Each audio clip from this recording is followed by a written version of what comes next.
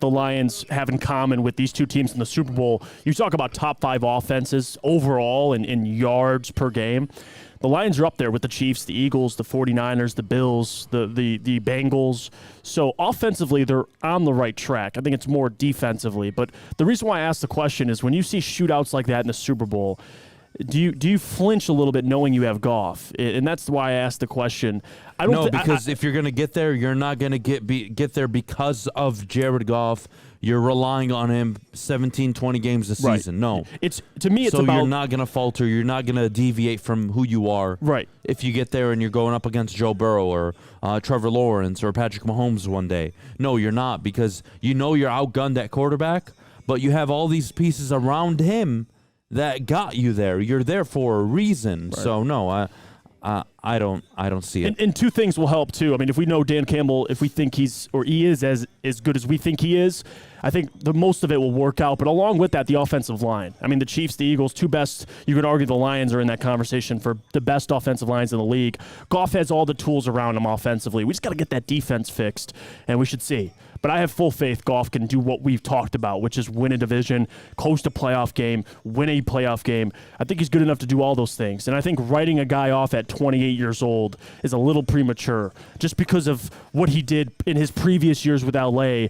To me, it's a little premature, but we'll see. It'll all play out in front of us. So when you get there, you can decide if he's the one holding you back. But right now, he's not. Okay, let me ask you this.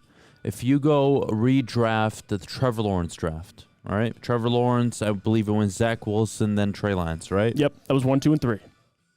Add Bryce Young and C.J. Stroud. Where do they go in that draft? Well, it's tough. Hindsight, they would clearly go in front. At the time, I think they'd still go. I think maybe Bryce over Zach Wilson, but I think the rest after that, it's all just pick your flavor. Let's go even further back. Joe Burrow selected number 1 overall. That draft, that's the Okuda draft, is it not? It was Joe Burrow, Chase Young. Yep. So now put those quarterbacks in that draft class. Washington probably still take Chase Young. I don't think anybody was going to talk them off of that. Justin Herbert went at 6, and Tua went at 5. Yeah. Are they going before Herbert and Tua? So there's no alpha in this draft. It's a tough one. Well, we have so much time for draft talk. I don't even want to get into it, but the point I'm making is you're not picking at 1 where you have the world in front of you and you can either trade back or grab the franchise.